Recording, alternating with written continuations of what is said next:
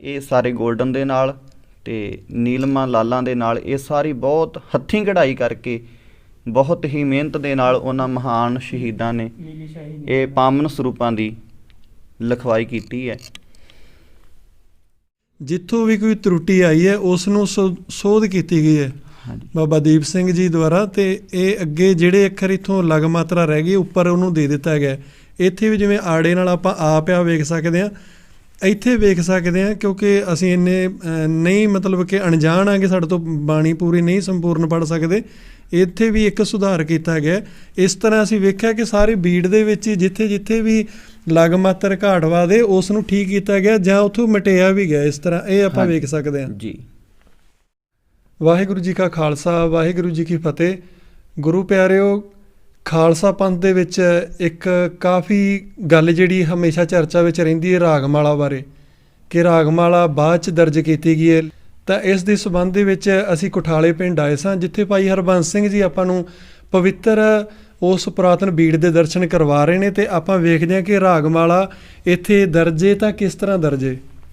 ਹਾਂਜੀ, ਇਹ ਪਾਵਨ ਸਰੂਪ 1762 ਦੇ ਵੱਡੇ ਘੱਲੂ ਘਾਰੇ ਦੇ ਵਿੱਚ ਸ਼ਹੀਦ ਬਾਬਾ ਸੁੱਧਾ ਸਿੰਘ ਜੀ, ਸ੍ਰੀ ਬਾਬਾ ਬਕਾਲਾ ਸਾਹਿਬ, ਤਰਨਾ ਦਲ, ਸ਼ਹੀਦੀ ਮਿਸਲ ਦੇ ਤੀਸਰੇ ਮੁਖੀ ਜਥੇਦਾਰ, ਉਹਨਾਂ ਦੇ ਵੱਲੋਂ ਇਹਨਾਂ ਪਾਵਨ ਅਸਥਾਨਾਂ 'ਤੇ ਪਹੁੰਚਾਏ ਗਏ।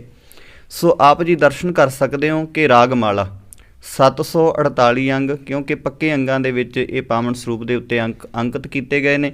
ਉਹਦੇ ਵਿੱਚ ਆਪ ਜੀ ਦਰਸ਼ਨ ਕਰ ਰਹੇ ਹੋ ਰਾਗਮਾਲਾ, ਰਾਗ ਇੱਕ ਸੰਗ ਪੰਚ ਬਰੰਗਣ। ਜੋ ਆਪ ਜੀ ਦਰਸ਼ਨ ਦੀਦਾਰ ਕਰ ਰਹੇ ਹੋ ਇਹ ਪਾਵਨ ਸਰੂਪ ਨਗਰ ਕੁਠਾਲਾ, ਮਹਾਨ ਸ਼ਹੀਦਾਂ ਦੇ ਅਸਥਾਨ, ਸ਼ਹੀਦੀ ਮਿਸਲ, ਤਰਨਾ ਦਲ ਬਾਬਾ ਬਕਾਲਾ ਸਾਹਿਬ ਦੇ ਤੀਸਰੇ ਮੁਖੀ ਜਥੇਦਾਰ ਸ਼ਹੀਦ ਬਾਬਾ ਸੁੱਧਾ ਸਿੰਘ ਜੀ, ਜੋ ਕਿ ਇਹ ਪਾਵਨ ਸਰੂਪ ਨੂੰ 5 ਫਰਵਰੀ 1762 ਦੇ ਵਿੱਚ ਲੈ ਕਰਕੇ ਇਹਨਾਂ ਪਾਵਨ ਅਸਥਾਨਾਂ 'ਤੇ ਵੱਡੇ ਘੱਲੂ ਘਾਰੇ ਦੇ ਹੋ ਰਹੇ ਜੰਗ ਦੇ ਵਿੱਚੋਂ ਸਤਿਕਾਰ ਸਹਿਤ ਪਾਵਨ ਸਰੂਪਾਂ ਨੂੰ ਸੁਰੱਖਿਅਤ ਥਾਂ 'ਤੇ ਪਹੁੰਚਾਉਣ ਲਈ ਪਹੁੰਚੇ ਸਨ। ਉਹਨਾਂ ਦੇ ਨਾਲ 19 ਸਿੰਘਾਂ ਦਾ ਜਿਹੜਾ ਸੰਸਕਾਰ ਉਹਨਾਂ ਨੇ ਆਪਣੇ ਹੱਥੀਂ ਵੱਡੇ ਘੱਲੂ ਘਾਰੇ ਦੇ ਮਹਾਨ ਸ਼ਹੀਦਾਂ ਦਾ ਇਸ ਅਸਥਾਨ 'ਤੇ ਕੀਤਾ। ਉਦੋਂ ਤੋਂ ਲੈ ਕੇ ਇਹ ਪਾਵਨ ਸਰੂਪ ਇਹਨਾਂ ਅਸਥਾਨਾਂ ਦੇ ਉੱਤੇ ਸੇਵਾ ਨਗਰ ਨੂੰ, ਇਲਾਕੇ ਨੂੰ ਪ੍ਰਾਪਤ ਹੋਈ ਹੈ। ਅਤੇ ਇਹ ਪਾਵਨ ਸਰੂਪ ਉਦੋਂ ਤੋਂ ਲੈ ਕੇ ਇਸ ਪਾਵਨ ਅਸਥਾਨ 'ਤੇ ਸਮੇਂ-ਸਮੇਂ ਦੇ ਪ੍ਰਬੰਧਕਾਂ ਦੇ ਵੱਲੋਂ ਸੰਭਾਲ ਕੀਤੀ ਗਈ ਹੈ, ਅਤੇ ਅੱਜ ਵੀ ਹਰ 10ਵੀਂ ਵਾਲੇ ਦਿਨ ਇਹਨਾਂ ਨੂੰ ਪ੍ਰਕਾਸ਼ਵਾਨ ਕਰਕੇ ਸੰਗਤਾਂ ਨੂੰ ਦਰਸ਼ਨ ਦੀਦਾਰੇ ਕਰਵਾਏ ਜਾਂਦੇ ਹਨ। ਸੋ ਇਹ ਪਾਵਨ ਸਰੂਪ ਜੋ ਕਿ ਭਾਈ ਸਾਹਿਬ ਭਾਈ ਮਨੀ ਸਿੰਘ ਜੀ ਹੋਰੀ, ਜਿਨ੍ਹਾਂ ਨੇ ਦਮਦਮਾ ਸਾਹਿਬ ਵਿਖੇ ਇਹਨਾਂ ਦੀ ਲਿਖਤ ਕੀਤੀ, ਆਪ ਜੀ ਦਰਸ਼ਨ ਕਰ ਰਹੇ ਹੋ, ਜੋ ਕਿ ਉਹਨਾਂ ਸਮਿਆਂ ਦੇ ਅਨੁਸਾਰ ਸੋਨੇ ਦੇ ਨਾਲ, ਨੀਲਮਾਂ ਦੇ ਨਾਲ, ਲਾਲਾਂ ਦੇ ਨਾਲ ਇਸੇ ਪਾਸੇ ਇਹ ਪਾਵਨ ਸਰੂਪ ਦੀ ਲਿਖਤ ਕੀਤੀ ਗਈ। ਉਦੋਂ ਤੋਂ ਲੈ ਕੇ ਪਾਵਨ ਸਰੂਪ ਇਸ ਸਥਾਨ 'ਤੇ ਬਿਰਾਜਮਾਨ ਨੇ।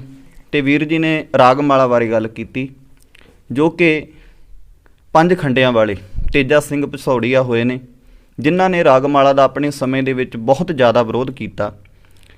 ਅਤੇ ਇਸ ਸਰੂਪ ਦੇ ਵਿੱਚੋਂ ਵੀ ਉਹਨਾਂ ਨੇ ਬਹੁਤ ਵੱਡੀ ਗਲਤੀ ਕੀਤੀ ਕਿ ਇੱਥੇ ਦਰਸ਼ਨ ਕਰਨ ਦੇ ਬਹਾਨੇ ਆਏ ਅਤੇ ਉਹ ਅੰਕ ਸੀ ਜਿਹੜੇ ਪਿੱਛੋਂ ਪਾੜ ਕੇ ਕੱਢ ਕੇ ਲੈ ਗਏ।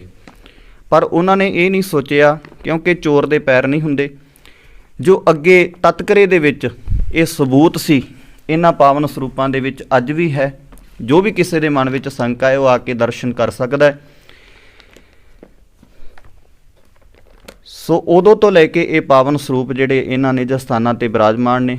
ਇਹ ਆਪਾਂ ਨੂੰ ਜਿਸ ਤਰ੍ਹਾਂ ਭਾਈ ਹਰਬੰਸ ਸਿੰਘ ਜੀ ਨੇ ਮਹਾਰਾਜ ਜੀ ਦੇ ਪ੍ਰਕਾਸ਼ ਅਖੀਰ ਦੇ ਵਿੱਚ 742, ਕਿਉਂਕਿ ਇਹਨਾਂ ਅੰਗਾਂ ਦੀ ਵੀ ਇੱਕ ਆਪਣੀ ਪਹਿਚਾਣ ਹੈ। ਇਹਨਾਂ ਦੇ ਇੱਕ ਪਾਸੇ ਹੀ ਸਿਰਫ ਅੰਕ ਉਤਰਿਆ ਗਿਆ, ਜਿਵੇਂ ਆਪਾਂ ਦੂਜਾ ਪਾਸਾ ਵੇਖੀਏ ਦੂਜੀ ਪਾਸੇ ਨਹੀਂ। ਅਤੇ ਜਿਸ ਤਰ੍ਹਾਂ ਇੱਕ ਪੰਥ ਦੇ ਵਿੱਚ ਦੁਬਿਧਾ ਚੱਲ ਰਹੀ ਸੀ ਰਾਗਮਾਲਾ ਦੀ, ਅੱਗੇ ਤਤਕਰੇ ਦੇ ਵਿੱਚ ਭਾਈ ਸਾਹਿਬ ਨੂੰ ਬੇਨਤੀ ਕਰਾਂਗੇ ਇੱਕ ਵਾਰੀ ਫੇਰ ਵਾਪਸ ਉੱਥੇ ਹੀ ਲਿਜਾਇਆ ਜਾਵੇ ਰਾਗਮਾਲਾ 'ਤੇ, ਕਿਉਂਕਿ ਜਿਸ ਇਨਸਾਨ ਨੇ ਇਹ ਹਰਕਤ ਕਰੀ ਸੀ ਇਹ ਖਾਲਸਾ ਪੰਥ ਹੀ ਉਹਨਾਂ ਬਾਰੇ ਬੋਲ ਸਕਦਾ, ਕਿਉਂਕਿ ਅਸੀਂ ਨਾ ਚੀਜ਼ ਕਿਸੇ ਤਰ੍ਹਾਂ ਦਾ ਵੀ ਸ਼ਬਦ ਨਹੀਂ ਬੋਲ ਸਕਦੇ, ਨਾ ਹੀ ਸਾਡੀ ਹੈਸੀਅਤ ਹੈ। ਅਤੇ ਇਹ ਅਕਾਲ ਪੁਰਖ ਦੀ ਸੰਗਤ ਵਾਹਿਗੁਰੂ ਜੀ ਦੀ ਜਾਣੇ। ਇਹ ਆਪਾਂ ਵੇਖ ਸਕਦੇ ਜਿਵੇਂ ਪੰਨਿਆਂ ਦਾ ਜੋੜ ਮੁਦਾਵਣੀ ਇਹ ਰਾਗਮਾਲਾ ਤਤਕਰੇ ਦੇ ਵਿੱਚ, ਅਤੇ ਅੱਗੇ ਦੁਬਾਰੇ ਜਿੱਥੇ 33 ਅੰਗਾਂ ਦੇ ਵਿੱਚ ਇਹ 33 ਅੰਗਾਂ 'ਚ ਬਿਰਾਜਮਾਨ ਹੈ ਤਤਕਰਾ। ਇਹ ਬਾਬਾ ਜੀ ਜਿਵੇਂ ਵੇਖੋ ਵਿਖਾ ਰਹੇ ਨੇ, ਇਹ ਰਾਗਮਾਲਾ। ਬਾਬਾ ਜੀ ਬੋਲ ਦਿਓ ਤੁਸੀਂ। ਹਾਂਜੀ, ਇਹ ਸਾਰਾ ਪੁਰਾਤਨ ਦਿੱਖ ਹੈ। ਉਸੇ ਤਰ੍ਹਾਂ ਇਹ ਨਹੀਂ ਵੀ ਕਿ ਨਵਾਂ ਲਿਖਿਆ ਜਾਂ ਜਾਂ ਇਹਦੇ ਵਿੱਚ ਕੋਈ ਸੋਧ ਕੀਤੀ ਗਈ ਹੈ। ਜਿਸ ਤਰ੍ਹਾਂ ਤਤਕਰਾ ਲਿਖਿਆ ਆ ਰਿਹਾ ਉਸੇ ਤਰ੍ਹਾਂ ਪੁਰਾਤਨ ਦਿੱਖ ਦੇ ਅਨੁਸਾਰ ਹੀ ਇਹ ਤਤਕਰੇ ਦੇ ਵਿੱਚ ਰਾਗਮਾਲਾ ਲਿਖਿਆ ਹੋਇਆ ਸੀ। ਬਾਕੀ ਇਹ ਕੋਈ ਐਡੀ ਦੁਬਿਧਾ ਵਾਲਾ ਕੰਮ ਨਹੀਂ ਹੈ, ਕਿਉਂਕਿ ਹੋਰ ਸਾਡੇ ਮਸਲੇ ਬਹੁਤ ਨੇ। ਇਹਨਾਂ ਮਸਲਿਆਂ ਨੂੰ ਉਲਝਾਉਣਾ ਸਾਡੇ ਕੁਝ ਲੋਕ ਉਹ ਨੇ ਜਿਹੜੇ ਪੰਥ ਨੂੰ ਵਿਖੇੜਨ ਦਾ ਯਤਨ ਕਰਦੇ ਨੇ। ਇਹ ਜਿਹੜੀ ਬਾਣੀ ਹੈ ਇਹਦੇ ਉੱਤੇ ਕਿੰਤੂ ਪਰੰਤੂ ਕਰਨਾ ਸਾਡੀ ਹੈਸੀਅਤ ਨਹੀਂ। ਸੋ ਇਸ ਕਰਕੇ ਜੋ ਸਾਨੂੰ ਗੁਰੂ ਸਾਹਿਬ ਸੌਂਪ ਕੇ ਗਏ, ਆਗਿਆ ਭਈ ਅਕਾਲ ਕੀ ਤਭੀ ਚਲਾਇਓ ਪੰਥ, ਸਭ ਸਿੱਖਣ ਕੋ ਹੁਕਮ ਹੈ ਗੁਰੂ ਮਾਨਿਓ ਗ੍ਰੰਥ। ਬਾਬਾ ਜੀ ਇਹਨਾਂ ਨੂੰ ਬੇਨਤੀ ਕਰਾਂਗੇ ਕਿ ਜਦੋਂ ਮਹਾਰਾਜ ਜੀ ਦੀ ਇਹ ਬੀੜ ਕਿਸ ਤਰ੍ਹਾਂ ਇਹ ਪਹੁੰਚੀ ਸੀ, ਇਹ ਵੀ ਸੰਖੇਪ ਵਿੱਚ ਜ਼ਰੂਰ ਹਾਂਜੀ, ਦੱਸਿਆ ਇਹ 1762 ਦੇ ਵਿੱਚ ਜੋ ਵੱਡਾ ਘੱਲੂਘਾਰਾ ਵਾਪਰਿਆ, ਜੋ ਕਿ ਕੁੱਪਰ ਹੀੜੇ ਦੀ ਧਰਤੀ ਤੋਂ ਲੈ ਕੇ ਕੁਤਬਾ ਬਾਹਮਣੀਆਂ ਤੱਕ। ਸੋ ਇਹ ਜਿਹੜੀ ਮਿਸਲ ਹੈ ਸ਼ਹੀਦ ਬਾਬਾ ਦੀਪ ਸਿੰਘ ਜੀ ਤੋਂ ਚੱਲਦੀ ਆਈ। ਸ਼ਹੀਦੀ ਮਿਸਲ ਦੇ ਉਹ ਪਹਿਲੇ ਮੁਖੀ ਹੋਏ ਹਨ। ਉਹਨਾਂ ਤੋਂ ਬਾਅਦ ਜਦੋਂ ਬਾਬਾ ਦੀਪ ਸਿੰਘ ਜੀ ਸ੍ਰੀ ਦਰਬਾਰ ਸਾਹਿਬ ਦੀ ਸ਼ਾਨ ਦੇ ਲਈ ਲੜਦਿਆਂ ਸ਼ਹੀਦੀ ਪ੍ਰਾਪਤ ਕਰ ਜਾਂਦੇ ਨੇ। ਬਾਬਾ ਦੀਪ ਸਿੰਘ ਜੀ ਦੇ ਸ਼ਹੀਦ ਹੋਣ ਤੋਂ ਬਾਅਦ ਉਸੇ ਦਿਨ ਹੀ ਬਾਬਾ ਜੀ ਦਾ ਦਸਤਾਰਾ ਜਿਹੜਾ ਉਹ ਬਾਬਾ ਗੁਰਬਖਸ਼ ਸਿੰਘ ਜੀ ਨੂੰ ਸੌਂਪ ਦਿੱਤਾ ਜਾਂਦਾ ਹੈ। ਸ਼ਹੀਦੀ ਮਿਸਲ ਦੇ ਦੂਸਰੇ ਮੁਖੀ ਬਾਬਾ ਗੁਰਬਖਸ਼ ਸਿੰਘ ਜੀ ਹੋਏ ਨੇ, ਤੇ ਬਾਬਾ ਗੁਰਬਖਸ਼ ਸਿੰਘ ਜੀ ਵੀ ਜਿਸ ਦਿਨ ਬਾਬਾ ਦੀਪ ਸਿੰਘ ਦੀ ਸ਼ਹਾਦਤ ਹੁੰਦੀ ਹੈ ਉਸੇ ਦਿਨ ਹੀ ਸ਼ਹਾਦਤ ਪ੍ਰਾਪਤ ਕਰ ਜਾਂਦੇ ਆ ਸ੍ਰੀ ਦਰਬਾਰ ਸਾਹਿਬ ਦੇ ਲਈ ਜੰਗ ਕਰਦਿਆਂ। ਉਸ ਤੋਂ ਬਾਅਦ ਬਾਬਾ ਦੀਪ ਸਿੰਘ ਜੀ ਅਤੇ ਬਾਬਾ ਗੁਰਬਖਸ਼ ਸਿੰਘ ਜੀ ਉਹਨਾਂ ਦੇ ਭੋਗ ਵਾਲੇ 10ਵੇਂ ਦਿਨ ਬਾਬਾ ਸੁਦਾ ਸਿੰਘ ਜੀ ਨੂੰ ਸ਼ਹੀਦੀ ਮਿਸਲ ਦੇ ਤੀਸਰੇ ਮੁਖੀ ਥਾਪਿਆ ਜਾਂਦਾ ਹੈ। ਤੀਸਰੇ ਜਥੇਦਾਰ ਸ਼ਹੀਦ ਬਾਬਾ ਸੁਦਾ ਸਿੰਘ ਜੀ ਹੋਏ ਨੇ। ਉਸ ਤੋਂ ਬਾਅਦ ਇਹ ਜਿਹੜੇ ਪਾਵਨ ਸਰੂਪਾਂ ਦੀ ਸੇਵਾ ਹੈ ਉਹ ਬਾਬਾ ਸੁਦਾ ਸਿੰਘ ਜੀ ਦੇ ਕੋਲ, ਕਿਉਂਕਿ ਸ਼ਹੀਦੀ ਮਿਸਲ ਦੇ ਵਿੱਚ ਇਹ ਪਾਵਨ ਸਰੂਪ ਹਮੇਸ਼ਾ ਨਾਲ ਜਿੱਥੇ ਵੀ ਸ਼ਹੀਦੀ ਮਿਸਲ ਪੜਾ ਕਰਦੀ ਸੀ ਉਹਨਾਂ ਦੇ ਨਾਲ ਰਿਹਾ ਕਰਦੇ ਸੀ। ਤੇ ਬਾਣੀ ਦਾ ਆਸਰਾ ਲੈ ਕੇ ਹੀ ਸਾਡੇ ਬਜ਼ੁਰਗਾਂ ਨੇ, ਸਾਡੇ ਪੂਰਵਜਾਂ ਨੇ ਜੰਗਲਾਂ ਦੇ ਵਿੱਚ ਰਹਿ ਕੇ ਗੁਰਬਾਣੀ ਦਾ ਆਸਰਾ ਲੈ ਕੇ ਜੰਗਾਂ ਯੁੱਧਾਂ ਦਾ ਜੋ ਸੰਕਲਪ ਉਹਨਾਂ ਸਮਿਆਂ ਦੇ ਵਿੱਚ ਉਹਨਾਂ ਨੇ ਰਚਿਆ। ਸੋ ਇਸੇ ਤਰ੍ਹਾਂ ਇਹ ਪਾਵਨ ਸਰੂਪ ਜਦੋਂ 1762 ਦੇ ਵਿੱਚ ਵੱਡਾ ਘੱਲੂਘਾਰਾ ਵਾਪਰਦਾ, ਉਸ ਵੇਲੇ ਬਾਬਾ ਸੁਦਾ ਸਿੰਘ ਜੀ ਮਿਸਲ ਦੇ ਸਮੇਤ ਅਨੰਦਪੁਰ ਸਾਹਿਬ ਤੋਂ ਲੈ ਕੇ ਇੱਥੇ ਪਹੁੰਚੇ ਨੇ। ਤੇ ਇੱਥੇ ਪਹੁੰਚਣ ਤੋਂ ਬਾਅਦ 35,000 ਇਤਿਹਾਸ ਪੜ੍ਹਦੇ ਆ ਜਦੋਂ ਇੱਕ ਦਿਨ ਦੇ ਵਿੱਚ ਸਿੰਘ ਸਿੰਘਣੀਆਂ ਬੱਚੇ ਸਾਡੀ ਕੌਮ ਦੇ ਸ਼ਹੀਦ ਹੁੰਦੇ ਆ, ਭਾਵ ਅੱਧੀ ਕੌਮ ਉਸ ਵੇਲੇ ਇੱਕ ਦਿਨ ਦੇ ਵਿੱਚ ਸ਼ਹਾਦਤ ਪ੍ਰਾਪਤ ਕਰਦੀ ਹੈ। ਤੇ ਉਹ ਘਮਸਾਣ ਦੇ ਯੁੱਧ ਦੇ ਵਿੱਚ ਬਾਬਾ ਜੀ ਹੋਰਾਂ ਨੇ ਵੇਖਿਆ ਵੀ ਪਾਵਨ ਸਰੂਪ ਦੀ ਸੁਰੱਖਿਆ ਬਹੁਤ ਜ਼ਰੂਰੀ ਹੈ, ਤਾਂ ਉਹ ਆਪਣੇ ਨਾਲ ਕੁਝ ਜ਼ਖਮੀ ਸਿੰਘਾਂ ਨੂੰ ਲੈ ਕੇ ਇਸ ਇਲਾਕੇ ਵੱਲ ਨੂੰ ਆਏ। ਲੋਗੜ ਵਗੈਰਾ ਪਿੰਡਾਂ ਦੇ ਵਿੱਚੋਂ ਦੀ ਹੁੰਦਿਆਂ ਇਸ ਪਾਵਨ ਅਸਥਾਨ ਪਿੰਡ ਕੁਠਾਲੇ ਵਿਖੇ ਪਹੁੰਚੇ। ਉਸ ਵੇਲੇ ਇੱਥੇ ਜਾਗਾ ਸਿੱਧ ਦੇ ਨਾਂ ਦੇ ਉੱਤੇ ਇੱਕ ਡੇਰਾ ਬਣਿਆ ਹੋਇਆ ਸੀ। ਉਸ ਡੇਰੇ ਦੇ ਮੁਖੀ ਨੂੰ, ਜੋ ਉਸ ਵੇਲੇ ਇੱਥੇ ਬਿਰਾਜਮਾਨ ਸੀ, ਉਸ ਡੇਰੇ ਦੇ ਮੁਖੀ ਨੂੰ ਇਹ ਪਾਵਨ ਸਰੂਪ ਬਾਬਾ ਸੁਦਾ ਸਿੰਘ ਜੀ ਨੇ ਸੌਂਪਿਆ ਕਿ ਤੁਸੀਂ ਇਹਨਾਂ ਦੀ ਸੰਭਾਲ ਕਰੋ। ਅਤੇ ਆਪ ਉਹਨਾਂ ਦੇ ਨਾਲ ਆਏ ਜੋ 19 ਸਿੰਘ ਸ਼ਹੀਦ ਹੋ ਚੁੱਕੇ ਸਨ, ਉਹਨਾਂ ਦਾ ਇਸੇ ਅਸਥਾਨ 'ਤੇ ਉਹਨਾਂ ਨੇ ਆਪਣੇ ਹੱਥੀਂ ਸੰਸਕਾਰ ਕੀਤਾ। ਸੰਸਕਾਰ ਕਰਨ ਤੋਂ ਬਾਅਦ ਉਹ ਬਾਬਾ ਜੀ ਨੂੰ ਉਹ ਪਾਵਨ ਸਰੂਪ ਸੌਂਪ ਕੇ ਆਪ ਦੁਬਾਰਾ ਜੰਗ ਦੇ ਵਿੱਚ ਕਮਾਂਡ ਸੰਭਾਲਣ ਦੇ ਲਈ ਚਲੇ ਗਏ ਤੇ ਦੁਬਾਰਾ ਵਾਪਸ ਇਸ ਅਸਥਾਨ 'ਤੇ ਨਹੀਂ ਆਏ। ਤੇ ਕਾਫੀ ਲੰਮਾ ਸਮਾਂ ਇਹ ਪਾਵਨ ਸਰੂਪ ਜਿਹੜੇ ਇਸ ਅਸਥਾਨ 'ਤੇ ਉਹ ਜਿਹੜੇ ਬਾਬਾ ਜੀ ਇੱਥੇ ਡੇਰੇ ਦੇ ਵਿੱਚ ਸਨ, ਉਹਨਾਂ ਨੇ ਜਿਸ ਤਰ੍ਹਾਂ ਪੁਰਾਤਨ ਸਮੇਂ ਦੇ ਵਿੱਚ ਅਲਮਾਰੀਆਂ ਬਣੀਆਂ ਸੀ ਉੱਥੇ ਰੱਖ ਦਿੱਤੇ। ਕਾਫੀ ਸਮਾਂ ਉੱਥੇ ਇਹ ਸਰੂਪ ਰਹੇ। ਉਹ ਹਰਿਦੁਆਰ ਵੱਲ ਕਿਸੇ ਯਾਤਰਾ 'ਤੇ ਗਏ, ਰੱਬ ਜਾਣਦਾ ਕਿ ਉਹ ਚਲੇ ਵਾਪਸ ਨਹੀਂ ਆਏ ਜਾਂ ਉਹਨਾਂ ਦਾ ਸਰੀਰ ਉਹ ਤਿਆਗ ਗਏ। ਤਾਂ ਉਸ ਤੋਂ ਬਾਅਦ ਪਿੰਡ ਦੇ ਵਿੱਚੋਂ ਕੁਝ ਗੁਰਮੁਖ ਪਰਿਵਾਰਾਂ ਨੇ ਇਹ ਪਾਵਨ ਸਰੂਪ ਜਿਹੜੇ ਇਸ ਅਸਥਾਨ ਤੋਂ ਇਸ ਪਿੰਡ ਦੇ ਵਿੱਚ ਕੁਟੀਆ ਸਾਹਿਬ ਦਾ ਸਥਾਨ ਬਣਿਆ ਉੱਥੇ ਪਹੁੰਚਾ ਦਿੱਤੇ ਗਏ। ਉੱਥੇ ਪਹੁੰਚਾਉਣ ਤੋਂ ਬਾਅਦ ਕੁਝ ਗੁਰਮੁਖ ਪਰਿਵਾਰਾਂ ਨੇ ਸ਼ਹੀਦਾਂ ਦੇ ਅਸਥਾਨ ਜਿੱਥੇ ਬਾਬਾ ਸੁਦਾ ਸਿੰਘ ਜੀ ਨੇ 19 ਸਿੰਘਾਂ ਦਾ ਸੰਸਕਾਰ ਕੀਤਾ ਸੀ ਉੱਥੇ ਛੋਟਾ ਦਰਬਾਰ ਸਾਹਿਬ ਬਣਾਇਆ ਤੇ ਦੁਬਾਰਾ ਉੱਥੋਂ ਲਿਆ ਕੇ ਇਹ ਪਾਵਨ ਸਰੂਪ ਇਹਨਾਂ ਸਥਾਨਾਂ 'ਤੇ ਪ੍ਰਕਾਸ਼ ਕੀਤੇ। ਪ੍ਰਕਾਸ਼ ਕਰਨ ਤੋਂ ਬਾਅਦ ਉਦੋਂ ਤੋਂ ਲੈ ਕੇ ਇਹ ਪਾਵਨ ਸਰੂਪ ਇਹਨਾਂ ਅਸਥਾਨਾਂ ਦੇ ਉੱਤੇ ਵਿਰਾਜਮਾਨ ਹਨ ਜੀ। ਜਿਸ ਤਰ੍ਹਾਂ ਭਾਈ ਹਰਬੰਸ ਸਿੰਘ ਜੀ ਹੋਰਾਂ ਨੇ ਪਵਿੱਤਰ ਮਹਾਰਾਜ ਜੀ ਦੇ ਸਰੂਪ ਦੇ ਪੁਰਾਤਨ ਦੇ ਆਪਾਂ ਨੂੰ ਦਰਸ਼ਨ ਕਰਵਾਏ ਨੇ, ਇੱਕ ਮੈਂ ਅੱਗੇ ਹੋਰ ਆਪਾਂ ਜਿਹੜੀ ਵਿਲੱਖਣ ਗੱਲ ਵੇਖਾਂਗੇ ਉਸ ਤੋਂ ਪਹਿਲਾਂ ਇੱਕ ਬੇਨਤੀ ਹੈ ਸਾਰੀ ਸੰਗਤ ਤੋਂ 1000 ਗੁਣਾ ਸਾਡੇ ਤੋਂ ਗਲਤੀਆਂ ਹੁੰਦੀਆਂ ਹੋਣਗੀਆਂ, ਪਰ ਸੰਗਤ ਸਾਨੂੰ ਮਾਫ ਕਰ ਦੇਵੇ, ਕਿਉਂਕਿ ਜਿਸ ਵਕਤ ਅਸੀਂ ਇਹ ਸਾਰੀ ਪ੍ਰਕਿਰਿਆ ਨੂੰ ਵੇਖ ਰਹੇ ਹਾਂ, ਵੀਡੀਓਗ੍ਰਾਫੀ ਕਰ ਰਹੇ ਹਾਂ, ਸਾਡੇ ਤੋਂ ਹਜ਼ਾਰਾਂ ਗਲਤੀਆਂ ਹੋਈਆਂ ਹੋਣਗੀਆਂ। ਸੰਗਤ ਤੋਂ ਇੱਕ ਵਾਰੀ ਮਾਫੀ ਮੰਗਦੇ ਹਾਂ। ਤੇ ਬਾਬਾ ਜੀ ਬੇਨਤੀ ਹੈ ਕਿ ਜਿਹੜੇ ਮਹਾਰਾਜ ਜੀ ਦੇ ਪਵਿੱਤਰ ਸਰੂਪ ਨੇ, ਜਿਸ ਤਰ੍ਹਾਂ ਇਹ ਹੀਰੇ ਪੰਨੇ ਸੋਨੇ ਨਾਲ ਸਿਆਹੀ ਜਿਹੜੀ ਹੈ ਇਹ ਵਰਤੀ ਗਈ, ਇੱਕ ਵਾਰੀ ਇਹ ਵੀ ਮੈਂ ਚਾਹਾਂਗਾ ਕਿ ਦਰਸ਼ਨ ਕਰਵਾ ਦਿੱਤੇ ਜਾਣ। ਇਹ ਕੈਮਰਾਮੈਨ ਇਹ ਦਿਖਾਓ, ਪਹਿਲਾਂ ਇਹੀ ਦਰਸ਼ਨ ਕਰਾ ਦਿਓ। ਜਿਵੇਂ ਗੁਰੂ ਪਿਆਰਿਓ ਆਪਾਂ ਇਹ ਵੇਖ ਰਹੇ ਹਾਂ, ਮਹਾਰਾਜ ਜੀ ਦੇ ਉੱਪਰ ਵੀ ਇਹਨਾਂ ਨੇ ਇੱਥੋਂ ਇੱਕ ਇਹ ਦਿੱਤਾ ਹੋਇਆ ਨੋਟ ਹੋਵ ਹੈ, ਅੱਗੇ ਇੱਧਰ ਅੰਗ 322। ਇਹਦਾ ਜਿਹੜਾ ਕਾਰਨ ਹੈ ਜੀ, ਹਾਂਜੀ, ਜੋ ਮੈਂ ਇਤਿਹਾਸ ਸੁਣਦਾ ਆਇਆ, ਕਿਉਂਕਿ 2014 ਤੋਂ ਲੈ ਕੇ ਅੱਜ 2021 ਤੱਕ ਦਾਸ ਨੇ ਇਸ ਸਥਾਨ ਤੇ ਡਿਊਟੀ ਗ੍ਰੰਥੀ ਸਿੰਘ ਦੇ ਵਜੋਂ ਸੇਵਾ ਕੀਤੀ ਹੈ।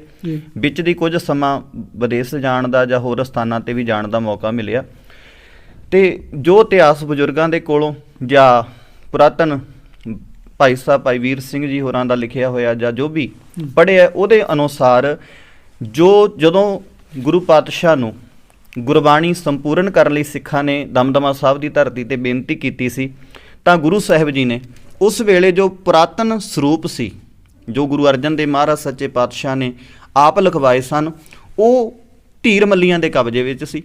ਤੇ ਪਾਤਸ਼ਾਹ ਨੇ ਉਹ ਬੇਨਤੀ ਕਰਕੇ ਸਿੰਘ ਭੇਜੇ, ਪਰ ਉਹਨਾਂ ਨੇ ਸਰੂਪ ਦੇਣ ਤੋਂ ਇਨਕਾਰ ਕੀਤਾ। ਤੇ ਜੇਕਰ ਤੁਹਾਡਾ ਗੁਰੂ ਸਮਰੱਥ ਹੈ ਤੇ ਆਪ ਬਾਣੀ ਲਿਖ ਲਵੇ, ਤਾਂ ਗੁਰੂ ਪਾਤਸ਼ਾਹ ਨੇ ਗੁਰਦੁਆਰਾ ਲਿਖਣਸਰ ਸਾਹਿਬ ਦਮਦਮਾ ਸਾਹਿਬ ਦੀ ਧਰਤੀ ਤੇ ਬਾਬਾ ਦੀਪ ਸਿੰਘ ਜੀ ਹੋਰੀ, ਸ਼ਹੀਦ ਭਾਈ ਮਨੀ ਸਿੰਘ ਜੀ ਹੋਰਾਂ ਤੋਂ ਇਹ ਮਹਾਨ ਸੇਵਾ ਕਰਵਾਈ ਹੈ। ਇੱਕ ਤੰਬੂ ਦੇ ਵਿੱਚ ਗੁਰੂ ਕਲਗੀਧਰ ਸਾਹਿਬ ਆਪ ਬਿਰਾਜ ਕੇ ਗੁਰਬਾਣੀ ਉਚਾਰਨ ਕਰਦੇ ਨੇ, ਦੂਸਰੇ ਤੰਬੂ ਦੇ ਵਿੱਚ ਬਿਰਾਜ ਕੇ ਭਾਈ ਸਾਹਿਬ ਭਾਈ ਮਨੀ ਸਿੰਘ ਪਾਵਨ ਸਰੂਪ ਲਿਖਿਆ ਕਰਦੇ ਸੀ। ਤੇ ਉਹ ਸਾਰੀ ਜਿਹੜਾ ਸਮਾਂ ਹੈ ਗੁਰੂ ਪਾਤਸ਼ਾਹ ਨੇ ਪਾਵਨ ਸਰੂਪ ਲਿਖਵਾਏ। ਉਸ ਤੋਂ ਬਾਅਦ ਜਿਹੜੇ ਕਰਤਾਰਪੁਰ ਵਾਲੀ ਵੀੜ, ਆਪਾਂ ਪੁਰਾਤਨ ਅੱਜ ਵੀ ਉਹਨਾਂ ਦੇ ਦਰਸ਼ਨ ਕਰਦੇ ਹਾਂ ਕਰਤਾਰਪੁਰ, ਉਹ ਸਰੂਪਾਂ ਦੇ ਨਾਲ ਬਾਅਦ ਵਿੱਚ ਬਾਬਾ ਦੀਪ ਸਿੰਘ ਜੀ ਨੇ ਇਹਨਾਂ ਦੀ ਸੁਧਾਈ ਕੀਤੀ, ਕਿਉਂਕਿ ਕਿਤੇ ਵੀ ਕੋਈ ਲਗਾ ਮਾਤਰ ਘਾਟ ਬਾਅਦ ਸੀ, ਤਾਂ ਉਹਨਾਂ ਨੇ ਇਹ ਸਾਰਾ ਜਿਹੜਾ ਬਾਹਰ ਲਿਖਣ ਦਾ ਕਾਰਨ ਜਾਂ ਇਹ ਸੀ, ਉਹ ਉਹਨਾਂ ਨੇ ਸੁਧਾਈ ਕਰਨ ਦੇ ਵੇਲੇ ਇਹ ਗੁਰਮੁਖ ਪਿਆਰਿਓ ਆਪਾਂ ਵੇਖ ਸਕਦੇ ਹਾਂ, ਜਿਵੇਂ ਭਾਈ ਹਰਬੰਸ ਸਿੰਘ ਜੀ ਦੱਸ ਰਹੇ ਨੇ, ਜਿੱਥੋਂ ਵੀ ਕੋਈ ਤਰੁੱਟੀ ਆਈ ਹੈ ਉਸ ਨੂੰ ਸੋਧ ਕੀਤੀ ਗਈ ਹੈ ਬਾਬਾ ਦੀਪ ਸਿੰਘ ਜੀ ਦੁਆਰਾ। ਤੇ ਇਹ ਅੱਗੇ ਜਿਹੜੇ ਅੱਖਰ ਇੱਥੋਂ ਲਗ ਮਾਤਰਾ ਰਹਿ ਗਈ ਉੱਪਰ ਉਹਨੂੰ ਦੇ ਦਿੱਤਾ ਗਿਆ। ਇੱਥੇ ਵੀ ਜਿਵੇਂ ਆੜੇ ਨਾਲ ਆਪਾਂ ਆਪ ਵੇਖ ਸਕਦੇ ਹਾਂ, ਇੱਥੇ ਵੇਖ ਸਕਦੇ ਹਾਂ, ਕਿਉਂਕਿ ਅਸੀਂ ਇੰਨੇ ਨਹੀਂ ਮਤਲਬ ਕਿ ਅਣਜਾਣ ਆਂਗੇ, ਸਾਡੇ ਤੋਂ ਬਾਣੀ ਪੂਰੀ ਨਹੀਂ ਸੰਪੂਰਨ ਪੜ੍ਹ ਸਕਦੇ। ਇੱਥੇ ਵੀ ਇੱਕ ਸੁਧਾਰ ਕੀਤਾ ਗਿਆ। ਇਸ ਤਰ੍ਹਾਂ ਅਸੀਂ ਵੇਖਿਆ ਕਿ ਸਾਰੇ ਬੀੜ ਦੇ ਵਿੱਚ ਹੀ ਜਿੱਥੇ ਜਿੱਥੇ ਵੀ ਲਗ ਮਾਤਰ ਘਾਟਵਾ ਦੇ ਉਸ ਨੂੰ ਠੀਕ ਕੀਤਾ ਗਿਆ ਜਾਂ ਉੱਥੋਂ ਮਟਿਆ ਵੀ ਗਿਆ। ਇਸ ਤਰ੍ਹਾਂ ਇਹ ਆਪਾਂ ਵੇਖ ਸਕਦੇ ਹਾਂ ਜੀ। ਇਹ ਦੇਖੋ ਜੀ, ਇਹ ਸਾਰਾ ਸ਼ਾਹੀ ਦੀ ਵਿਧੀ ਵੀ ਇਸ ਪਾਵਨ ਸਰੂਪ ਦੇ ਵਿੱਚ ਲਿਖੀ ਹੋਈ ਸੀ ਕਿ ਕਿਸ ਤਰ੍ਹਾਂ ਇਹ ਵਿਧ ਤਿਆਰ ਕੀਤੀ ਗਈ ਹੈ, ਪਰ ਉਹ ਪੁਰਾਤਨ ਹੋਣ ਕਰਕੇ ਉਹ ਅੰਗ ਨਹੀਂ ਸੰਭਾਲੇ ਜਾ ਸਕੇ, ਜਾਂ ਪੁਰਾਤਨ ਸਮੇਂ ਦੇ ਵਿੱਚ ਸੇਵਾ ਕਰਦਿਆਂ ਕਰਦਿਆਂ ਉਹ ਅੰਗ ਸੀ ਜਿਹੜੇ ਬਹੁਤ ਜ਼ਿਆਦਾ ਵਿਰਧ ਹੋ ਗਏ। ਸੋ ਇਹ ਸਾਰੇ ਗੋਲਡਨ ਦੇ ਨਾਲ ਤੇ ਨੀਲਮਾਂ ਲਾਲਾਂ ਦੇ ਨਾਲ ਇਹ ਸਾਰੀ ਬਹੁਤ ਹੱਥੀਂ ਕਢਾਈ ਕਰਕੇ ਬਹੁਤ ਹੀ ਮਿਹਨਤ ਦੇ ਨਾਲ ਉਹਨਾਂ ਮਹਾਨ ਸ਼ਹੀਦਾਂ ਨੇ ਇਹ ਪਾਵਨ ਸਰੂਪਾਂ ਦੀ ਲਿਖਵਾਈ ਕੀਤੀ ਹੈ। ਤੇ ਆਪ ਜੀ ਸੰਗਤਾਂ ਜੋ ਵੀ ਦਰਸ਼ਨ ਕਰ ਰਹੇ ਹੋ ਚੈਨਲ ਦੇ ਰਾਹੀਂ, ਸੋ ਕਿਸੇ ਵੀ ਵੇਲੇ ਆਪ ਜੀ ਇਸ ਚੈਨਲ ਤੋਂ ਇਹ ਪਾਵਨ ਸਰੂਪ ਜੀ ਦੇ ਦਰਸ਼ਨ ਕਰਦੇ ਹੋ ਤਾਂ ਹਰ ਇੱਕ ਜੋ ਸੁਦੀ ਦਸਵੀਂ ਹੈ, ਭਾਵ ਚਾਨਣੀ ਦਸਵੀਂ ਹੈ, ਉਸ ਦਿਨ ਇਹ ਪਾਵਨ ਸਰੂਪ ਸਵੇਰੇ ਅੰਮ੍ਰਿਤ ਵੇਲੇ 4 ਵਜੇ ਤੋਂ ਲੈ ਕੇ ਸੰਧਿਆ ਸਮੇਂ ਸੋਦਾ ਰਹਿਰਾਸ ਸਾਹਿਬ ਜੀ ਦੇ ਪਾਠ ਤੱਕ ਇਹਨਾਂ ਪਾਵਨ ਅਸਥਾਨਾਂ ਤੇ ਪ੍ਰਕਾਸ਼ਵਾਨ ਹੁੰਦੇ ਨੇ। ਸੋ ਆਪ ਜੀ ਆ ਕੇ ਦਰਸ਼ਨ ਦੀਦਾਰ ਕਰ ਸਕਦੇ ਹੋ। ਇਹ ਬੇਨਤੀ ਜ਼ਰੂਰ ਹੈ ਕਿ ਦਸਵੀਂ ਤੋਂ ਬਿਨਾਂ ਕਿਸੇ ਦਿਨ ਵੀ ਇਹ ਪਾਵਨ ਸਰੂਪਾਂ ਨੂੰ, ਕਿਉਂਕਿ ਬਿਰਧ ਹੋਣ ਕਰਕੇ ਬਾਰ-ਬਾਰ ਪ੍ਰਕਾਸ਼ ਕਰ ਨਹੀਂ ਕੀਤਾ ਜਾਂਦਾ। ਇਹ ਪ੍ਰਬੰਧਕਾਂ ਵੱਲੋਂ, ਨਗਰ ਨਿਵਾਸੀ ਔਰ ਦਾਸ ਵੱਲੋਂ ਇਹ ਬੇਨਤੀ ਹੈ ਕਿ ਆਪ ਚਾਨਣੀ ਦਸਵੀਂ ਵਾਲੇ ਦਿਨ ਆ ਕੇ ਇਹਨਾਂ ਪਾਵਨ ਅਸਥਾਨਾਂ ਦੇ ਕਿਸੇ ਵੀ ਵੇਲੇ ਦਰਸ਼ਨ ਕਰ ਸਕਦੇ ਹੋ ਜੀ। ਮੈਨੂੰ ਕੀ ਦਫ਼ਤਰ ਮੈਂ ਖੁੱਲੀ ਬੈਠਾ ਰਹਿੰਦਾ।